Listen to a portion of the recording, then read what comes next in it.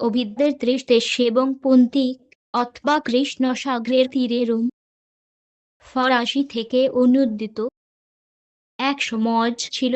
অগাস্তাসের রাজত্বকালে এমন ঐক্য ব্যক্তি যিনি নিজেকে পরিপূর্ণ ভাবতে পারতেন ওর পুবলিউস ওভিদিউস নাসো, যিনি ওভিড নামে পরিচিত, লাতিন কবিতার স্বর্ণযুগের ফ্যাশনেবল কবি, লুসোরা মরুম প্রেমের গাজক, তাঁর কাটুকপূর্ণ কলম রোম জজ করেছিল এবং ছন্দবদ্ধ পদ রচনার তাঁর সহজাত প্রতিভা ছিল অলৌকিক।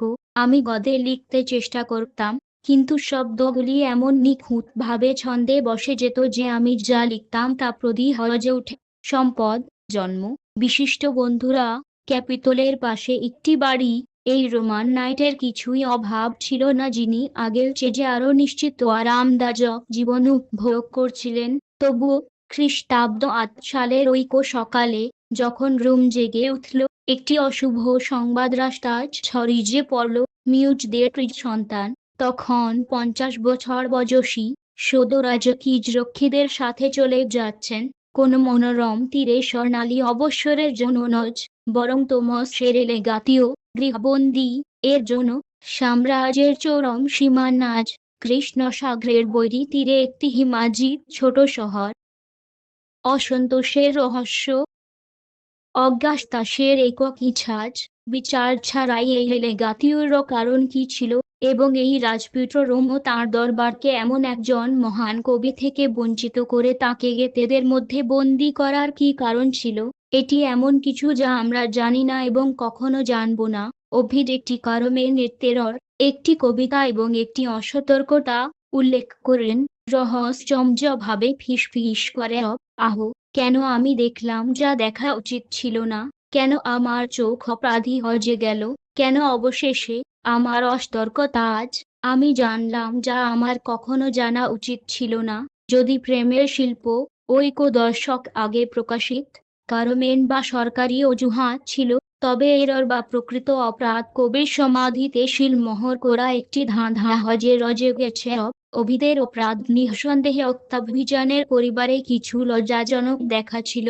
পণ্ডিতরা সিদ্ধান্ত নেন যে তিনি অগাস্তাসকে একটি যুবকের সাথে দেখেছিলেন, অথবা তিনি সম্রাজ্ঞী লিভিজার বাহুতে কোনো অশ্বারোহী দেখেছিলেন, যাকে অগাস্তাসনের দ্বারা গর্ভবতী অবস্থায় বিজে করেছিলেন, অথবা তিনি সম্রাট অগাস্তাসকে তাঁর কন্যা বানাতনির সাথে ব্যস্ত দেখেছিলেন, অথবা অবশেষে তিনি সম্রাট অগাস্তাসকে আরও খারাপ কিছু করতে দেখেছিলেন। তোর ভাতু জেন্তিবুস শীর্ষ ছাগলের তীক্ষ্ণ দৃষ্টির নিচে।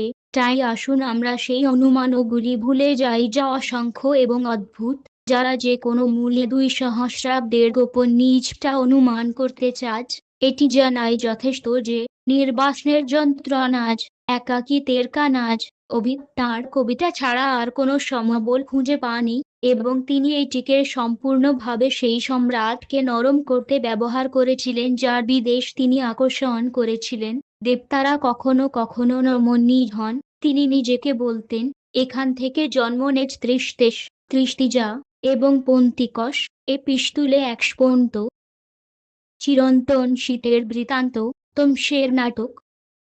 নির্বাসনে অভিজ্ঞদের সুগাথা হলো তাঁর প্রিজন থেকে, এমন একটি সভ্যতা থেকে দূরে হারিয়ে যাওয়া যা একজন মানুষের দিনলিপি যার তিনি একসময় সবচেয়ে মনোমুগ্ধকর প্রতিনিধি ছিলেন।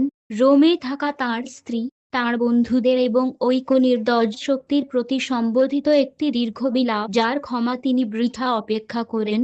তোমস নিজেকে উপস্থাপন করে তিক্ত তাজপূর্ণ ভূমি হিসেবে, সর্বদা চিরন্তন শীতের বাতাস ও শিলাবৃষ্টি দ্বারা আঘাতপ্রাপ্ত, এবং যেখানে এমনকি মদও ঠান্ডাজ পাথর হজে যাজ বরফে পরিণত হজ যা কুঠার দিয়ে কাটতে হজ, সেখানে কবি নিজেকে সম্পূর্ণ বিদেশি মনে করেন।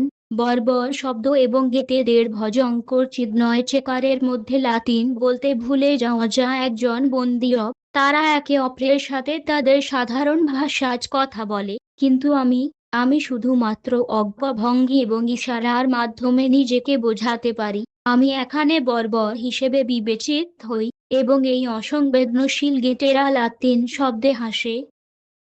প্রতিকূলতার মুখোমুখি এমন নিষ্ঠুর প্রতিকূলতা সহ্য করার জন্য অভির কোথা থেকে প্রয়োজনীয় সাহস পেয়েছিলেন? লেখাজো, যদি আপনারা আমাকে জিজ্ঞাসা করেন আমি এখানে কি করি, আমি বলবো যে আমি এমন অধজনে নিযুক্ত আছি যা আপাতদৃষ্টিতে খুব কম উপকারী, কিন্তু তবুও আমার জন্য তাদের উপকারিতা আছে, এবং যদি তারা শুধুমাত্র আমাকে আমার দুর্ভাগ্য ভুলিয়ে দিতে পারে, এটি কোনো সামান্য সুবিধা হবে না।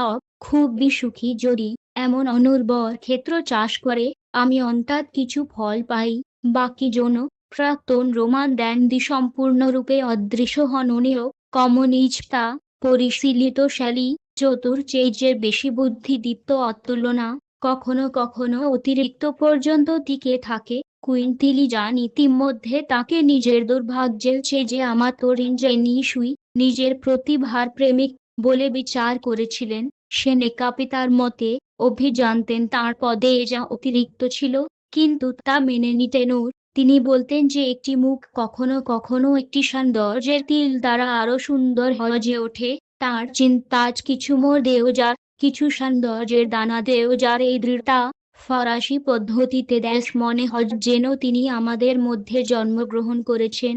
অনুবাদক জামারি দ্যাকের অভিলার মন্তব্য করেন তাঁর ব্যক্তিত্বের চূড়ান্ত চিহ্ন রাজধানী থেকে দূরত্ব শিল্পীকে ধ্বংস করতে দেও যার স্বীকৃত অস্বীকার, এবং এই দূরত্বকে এতবার ঐক্য ধরনের মৃত্যু হিসেবে বর্ণনা করার পর তিনি অবশেষে কৃষ্ণ সাগরের তীরে রোম খুঁজে পান।